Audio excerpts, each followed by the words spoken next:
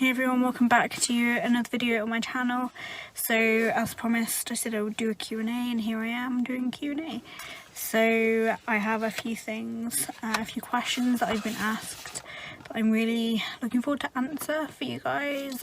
Quite a few of them are actually on ADHD. So the first question is, how long did it take your emotional stability, feelings of intensity, may it be fear, worry, depression, sadness, to start to feel balanced on Strattera? So in general, I would say that as time went on and as I increased my doses, it just got better, basically. It's the only way I can really answer that question. Were there any moments during the first several weeks on atomoxetine where you were unsure if it was having a significant benefit? Honestly, not really, no. I can't really remember any times where I was thinking that it wasn't having any kind of benefit, or, you know, I noticed within days how quickly, or how much of a difference I felt inside my head anyway, and that was really pretty amazing. Have you ever tried hypnotherapy for symptoms of ADHD, anxiety, etc.? And what would you recommend to help with symptoms, as NHS says it could take up to 2 years to get a diagnosis, then treatment starts? So yeah, I've tried hypnotherapy for anxiety, and I do believe that it had a positive effect on me. It definitely showed me some memories from my past that were very real, but I hadn't thought of for a very, very long time, you know. It's like there were memories that I know were true, but I hadn't thought about them since I was very young. So that was very interesting to bring those up, and it kind of helped me to understand why I might have been feeling some anxiety and when I first started to feel some kind of anxiety. And yeah, I definitely recommend it, but I do find, you know, I've never tried it for ADHD, but I do find it to be quite expensive sometimes, so bear that in mind. So yeah, it can take a long time to get diagnosed with ADHD if you're waiting on the NHS, which is, if you don't know, is the National Health Service in the UK, where we basically pretty much get, so we say, tax funded healthcare. And this is something that I want to share with you guys that you may or may not know. So if you are in the UK, and there's something called Psychiatry UK, and thanks to the person who mentioned this on one of my videos before, I decided to look into it. And basically you have the right to choose an appropriate healthcare provider for your GP. If your GP agrees, you need to be referred to a specialist. And rather than going and waiting on an extremely long waiting list, you can choose something called Psychiatry UK instead, and it will be funded for you, basically. So basically it is, or they describe it as, a chamber that allows qualified psychiatrists who work to our standards and on our system to build their online practices. And the benefits of this are, it's online, it's a speedy service, so patients can get a diagnosis in weeks rather than months. And there's over 50 psychiatrists. It's a qualified NHS provider, but there might be a couple of things that you definitely want to read up. Well, you definitely want to read up, like this whole page that I'm going to put down below, if you're actually interested in it. I think it can probably apply for you if you're already waiting on a waiting list, or if you're thinking about going and you haven't yet been to see your doctor about it. So it's kind of, Psychiatry UK you can also pay for as well, so it's kind of a private service that is also can be on the NHS. And in terms of what I would recommend to help you with any kind of symptoms, I would say things that have helped me, bearing in mind a lot of this was things that helped me before I knew I had ADHD, because I went on medication quite fast after being diagnosed. So I would say music helps me, and it still continues to help me in my life daily. And when you're focusing or concentrating, or even if you're studying, it can help, because it helps to raise up your dopamine levels, and it drowns out any kind of distractions that are around you.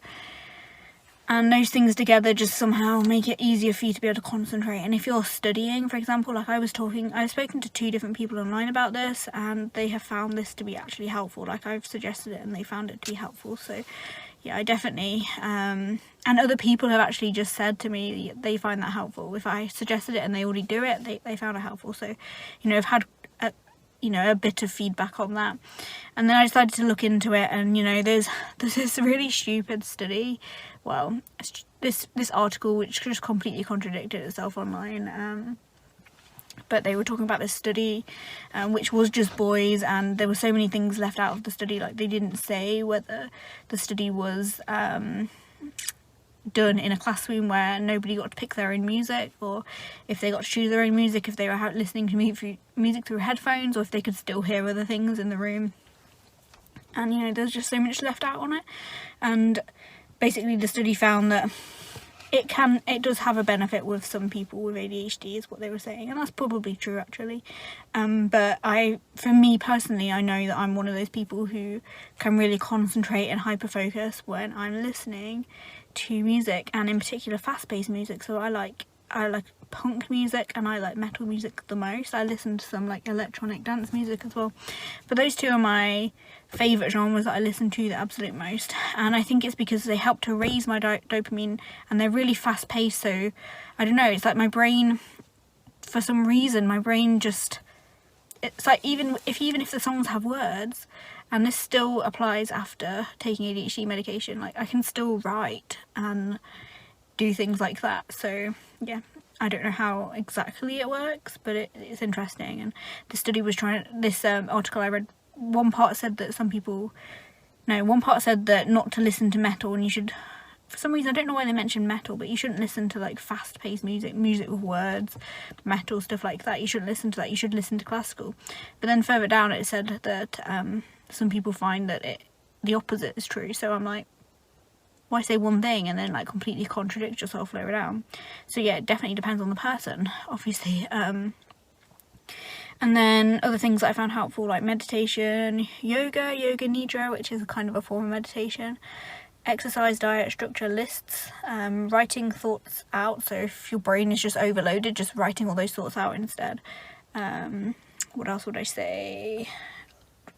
Having a desk calendar or a phone calendar reminder set can be helpful, and having sticky notes lying around can be helpful. But just, I think what helps ADHD the most as well is kind of like just having nature was something that really helped me a lot, just being in nature. But really doing things that promote your own wellness, and it can be really hard, and you have to try a lot more than the average person. But once you put things into place, I know it's hard to stick with things, like I still struggle to stick with things, but yeah, once you put things into place, and once you at least try and actively focus on your well-being, you will feel a benefit. I definitely know that to be true, because before I got diagnosed with ADHD, that's what I was doing, and at first it wasn't really working, and then I found the right balance, I guess, like a mixture of like being in nature a lot, and doing the things that I'm interested in, but also, you know, exercising, doing some mindfulness, doing some yoga, things like that have helped me with did help me with my ADHD, particularly before I took medication. So yeah, but it still was a struggle, and taking medication for me is just like so much easier. And yeah, I was like really prepared to do all of the extra stuff and learn all the extra stuff without, you know, taking the medication. And then when somebody said, when the doctor said about medication, I was like really prepared not to go down that route, and I'm really pleased that I ended up doing it. So my next question is, how was your social interaction before taking medication? So not great. I would find other people's conversations distracting. I was just afraid all the time that I would say something impulsive, and I've said things, interrupted conversations before, and then seen how the other person's reacted, and it's really made me feel quite ashamed of myself and very self-conscious. So because of all of that, I became even quieter than I already was, and I avoided conversations a lot, to be honest. And now I've taken medication and I am less like that. I'm allowing myself to have opinions about things and to speak up about things more, and you know, that's very new territory for me. So yeah, it's interesting, but it's definitely yeah, I definitely really struggled with social interaction before, and there's probably a ton more reasons why. So what advice, tips can you give to people who are struggling with their anxiety? So with anxiety, I found what helps, if you're just feeling like occasionally you're feeling anxious, or even quite often, I would say, obviously, like, I would always recommend getting some kind of help with that. But what you can do yourself, self-kindness, yeah, it's hard. I think the pandemic has been extremely anxiety provoking, and lots of people who have never really experienced anxiety before now know what it's like. I think there's so much you can do, you know, there's a general advice like going for a walk, mindfulness, and, you know, there's some very general advice, but I guess the advice that I'd give the most is to spend time in nature whenever you can, because for me that's just been life-changing. And the other thing I would say is find what's comforting to you and do that.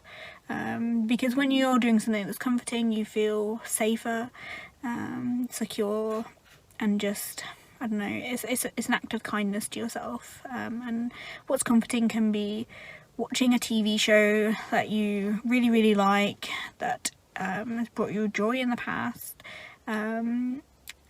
You know, getting a blanket or a duvet, or even a what are they called?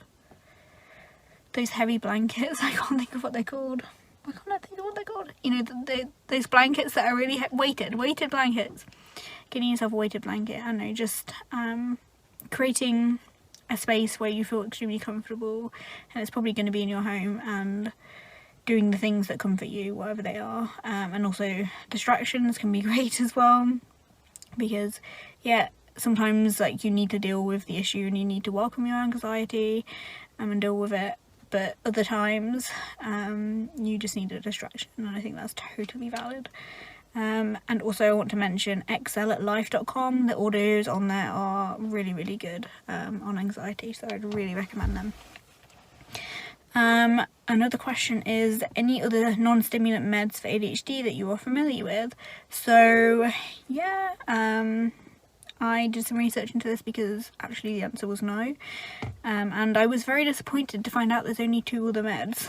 One is called Intuniv, and the other one is called Capve, and they have like various different, they deal with different issues with ADHD. So Intuniv deals with memory, aggression, hyperactivity, and Capve deals with, it's used to reduce hyperactivity, impulsiveness, and distractibility. But both are actually used to treat high blood pressure. So if you have high blood pressure, they might be good meds for you, but if not, then it can make you feel lightheaded. So yeah, quite disappointed with those results, to be honest. So what is your dream house and where is it located? So obviously, if you don't already know me, you'd probably guess that my dream house is in the forest, or near the forest. Not quite realistic though, really. I did have a look the other day to see if there were any houses around this forest that backed onto it or were close, you know, pretty close, and they were all very expensive. So that's probably not going to happen for me. And I can't exactly just pitch up a tent and live in the forest. But, you know, realistically, okay, the question isn't realistically, so I'm not even going to say realistically, but me and my partner are looking for a house. Currently, we just haven't found one yet, because we want to buy a house. It's just a shame it can't be in a forest. But the type of house I would have, I honestly don't know. Probably something cozy. But yeah, when we buy our own home, we're hoping to have like a separate room each as like a study. So I want to decorate mine all like forest like. You can imagine what that's gonna look like. But it's gonna be like a craft / interest / study room for myself. Not that I study, I just like read what I'm interested in, but yeah, so yeah, I'm really looking forward to that. So the final question, because this is going on quite long, I feel like this video is probably really boring and my screen's really dark, so I'm just like I don't even have a focal point to look at anything. Anyway, so what has time in quarantine revealed to you personally that you haven't yet spoken of? I'm going to make a whole separate video on this. So after I've posted this video, another video will be uploaded shortly, and you'll see my answer to this, because this was probably my favourite question that I got and I think it deserves a whole video. So hope you guys are well, and I will see you again in the next video.